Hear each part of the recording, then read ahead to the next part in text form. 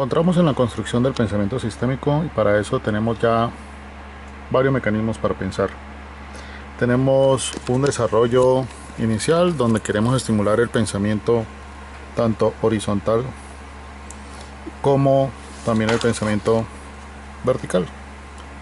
En el pensamiento horizontal queremos estimularlo a través de algunas herramientas que ya hemos visto. El primero que vimos fue la cinta de los recuerdos y cómo debemos considerar los recuerdos o los mecanismos de recuerdos no como una cinta estática guardada utilizando la metáfora de una cinta que es la que permite almacenar una serie de recuerdos, sino que dichos recuerdos están conectados entre sí precisamente para uno a partir de una hora poder proyectar un futuro deseado, pero teniendo en cuenta las conexiones o el ejercicio de conectar como principio que nos define el pensamiento sistémico, el arte de conectar. También tenemos las relaciones que se establecen, las vamos a ver ahora con los mecanismos entre todo lo que es tecnologías de información y nosotros, donde establecemos una simbiosis muy interesante para la interpretación sistémica. Veremos más adelante y se ha estado desarrollando a través de la caverna de las ideas en términos del uso de los videojuegos y el efecto burbuja. El efecto burbuja, que es el fenómeno del pensador cuando usted es capaz de interpretar la realidad como si estuviera por fuera de la burbuja donde se contienen todos los elementos que están interactuando. Cuando veamos los mecanismos para pensar en términos verticales, estaremos analizando cómo yo coloco fronteras subjetivas en cuanto a las relaciones y fronteras de nivel, y utilizaremos dos herramientas, el zoom in y el zoom out, donde yo trato de aterrizar por capas o por niveles hasta llegar al mínimo detalle o ampliarlo hasta llegar al máximo, digamos, de apertura que pueda llegar a lograr. Y en el segundo componente tenemos todo lo que es la profundidad de las ideas, donde está la metáfora siempre del iceberg, donde vemos solamente la punta, pero por debajo está la gran masa flotante que no alcanzamos a ver, que son los hechos, problemas y arquetipos, y en especial la profundidad de arquetipos. Bien, empecemos entonces de nuevo en cuanto a los mecanismos para pensar, teniendo en cuenta lo que son los mecanismos que nos permiten interpretar cómo nos relacionamos y cómo hacemos el efecto burbuja.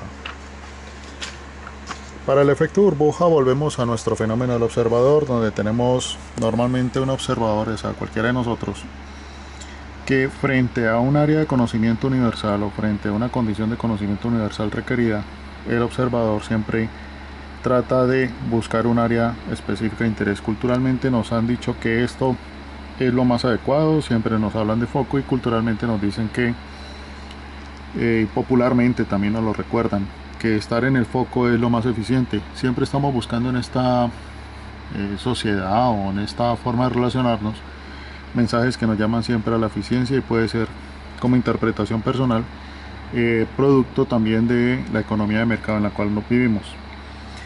Normalmente tenemos un foco y a veces a partir de ese foco se nos pueden relacionar elementos que nos tratan de abrir un campo que se llama el campo de intención para conocer. Y ese campo de intención para conocer nos puede permitir como frente a un área tenemos un área que influye ese campo de intención, pero también podemos tener un área muchísimo mayor que está influenciando el campo de intención para conocer y el área específica que yo quiero actuar. Normalmente nosotros nos quedamos enfocados solamente en este pedacito, o sea, es la pintica que tenemos aquí, la persona que está mirando solamente este foco, lo tenemos aquí, y son, digamos, el área o de la definición del área o el campo para intención requiere otra serie de habilidades precisamente de apertura y por supuesto mucho más amplias las áreas universales que puedo tener presente, que van a llegar a influir ese campo burbuja en el cual yo estoy metido. El observador entonces percibe el área de conocimiento seleccionada y comienzan a transportarse hacia allá a partir de la intención los niveles de influencia que muchas veces son percibidos, influencias que no son percibidas, que están en el trasfondo, que siempre está movilizando situaciones que estamos viendo aquí, y casi que tenemos el efecto títere o el efecto de la pantalla del títere. Nosotros vemos los títeres actuando en el teatro, pero no vemos los hilos y quién está manipulándolos para generar los gestos que nosotros queramos ver.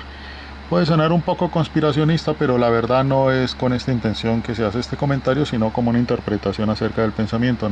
Dentro de los límites de pensamiento que nosotros tenemos, está que nosotros siempre buscamos, pues estamos influenciados por encontrar un foco, pero no tenemos en cuenta los niveles de influencia porque esto nos causaría verdaderas complejidades. El acto de conocer un fenómeno, entonces tenemos que aceptarlo, es incompleto totalmente. Incompleto porque tenemos un foco y no miramos las áreas de influencia, no activamos posiblemente o de manera racional o consciente el desarrollo de estas influencias y tenemos una franca imposibilidad para conocer la plenitud frente a un área de conocimiento específica. Es un acto de conocer el fenómeno, aceptarlo de manera incompleta, pero la pregunta es cómo podríamos hacer, por lo menos para tener un ejercicio, un ejercitar permanente a través del pensamiento sistémico que nos pudiera darnos un poco más de amplitud. En ese acto de interpretar, entonces tenemos el área seleccionada y comenzaríamos a tratar en primer lugar a buscar conectar selección de áreas que están relacionadas con la que yo tengo que aproximarme, áreas que me pueden dar algún tipo de respuesta, pero tengo que activar entonces este canal de conexión. Tengo que comenzar a preguntarme cuáles de otras áreas posibles existentes de conocimiento de contenidos o de relaciones pueden llegar a estar activando o pueden llegar a estar influenciando de manera directa el área de estudio seleccionada. Cuando yo ya tengo desarrollada alguna capacidad para poder conectar áreas, esto se genera en una praxis. Lo que se maneja adecuadamente quiere decir es permanentemente yo estoy haciendo este ejercicio de estar conectando más áreas. Pero tengo que comenzar también a activar mi pensamiento en términos del episteme. ¿Por qué? ¿Qué es lo que está haciendo? ¿Por qué está pasando esto? Y tengo que activarlo a nivel de aprendizaje. A nivel de aprendizaje tengo que comenzar a activar, a identificar áreas y conexiones posibles frente a las realidades o las áreas de trabajo en las cuales yo estoy tratando de interpretar en dónde están las conexiones. Este espejo externo tiene que comenzar a influenciar a este espejo interno que tengo referente al conocimiento. A medida que sigo mirando, trabajando y seleccionando áreas y comienzo entonces a elaborar una realidad interna de memoria, comienzo a seleccionar y a tener un banco de selección de conocimientos donde voy activando conexiones o no, y voy cada vez que interpreto una realidad y selecciono un campo de conocimiento o un campo de trabajo o estoy analizando un problema, activo consecuentemente unos campos internos de memoria donde tengo unos recuerdos que selecciono y que conecto y que me han permitido poder establecer conexiones frente a problemas similares o conexiones que posiblemente fueron fuertes para darme explicación frente a un problema o una situación que estaba viendo frente a esta selección externa. Si tengo la capacidad permanente de estar involucrando tanto lo interno como lo externo, tanto la selección externa como interna, estaré mejorando en la creación de esta realidad propia. El campo seleccionado, por supuesto, se mejorará, la observación del conocimiento será mucho más científica o tendrá muchísimas mejores explicaciones y fortalezas, y los criterios con los cuales yo puedo estar seleccionando igualmente tendrán una mejor consideración. Los procesos de inclusión o selección de fuerzas externas los tendré en cuenta, ya no estarán simplemente como actos que aparecen o desaparecen, pero la pregunta es cómo permanecer conectados en la conexión permanente. Yo tengo un campo y yo tengo unos conocimientos internos, tengo un campo que se conecta con otros campos. La realidad, según la representación, tiene un campo seleccionado, pero los campos seleccionados que están alrededor también genera conexiones frente a este campo. Tenemos las conexiones externas. Estos campos externos, la pregunta que yo podría hacerme alrededor de los campos externos es cómo se conectan, qué está conectando, cuáles son los conectores, cuál es una organización más estructurada o no, si lo estoy analizando como organización, o también cuáles son los conectores que se están generando para que el problema sea o más profundo o sea todavía mucho más complejo. Cuando yo evalúo los conocimientos internos, entonces a medida que avanzo, voy generando un banco de conexiones posibles que me van dando explicaciones sobre lo que está ocurriendo permanentemente frente al sistema que yo estoy evaluando. Y estas conexiones internas me van generando ese banco. Cómo se conecta, cómo aparecen o desaparecen las conexiones, cómo las activo o no frente a una realidad que yo estoy observando, cómo se activa o no frente a esta misma realidad, yo como tomo prestadas algunas conexiones pasadas y vuelvo a activarlas para poder explicación a una situación actual. En fin, estas dos, conexiones internas y conexiones externas, me permiten entonces, mirado de esa manera, de nuevo, desde el arte de conectar, como la sistémica que me permite establecer dónde hay conexiones. Debo tener ciertos criterios para poder evaluar estas conexiones. Resulta que yo estoy viendo una observación, una realidad, pero tengo que tener en cuenta que estoy observando es una situación que de por sí ya es compleja, porque por más que yo elija un elemento que lo estoy tomando como un problema, tengo que entender que este problema actúa de manera sistémica, es decir, que reacciona de manera sistémica porque está influenciado por otros elementos que la complementan, elementos que la influencian o elementos que le dan soporte. Estas relaciones ya me da una situación compleja entre sí frente a esa relación.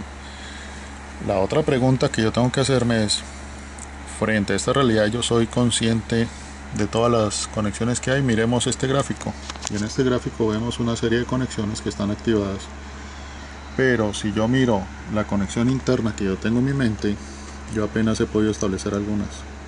Y resulta que aquí también puedo tener, que en esta realidad construida y observada, yo puedo tener limitantes, porque no alcanzo a ver todo lo que la realidad en términos de complejidad puede llegar a tener.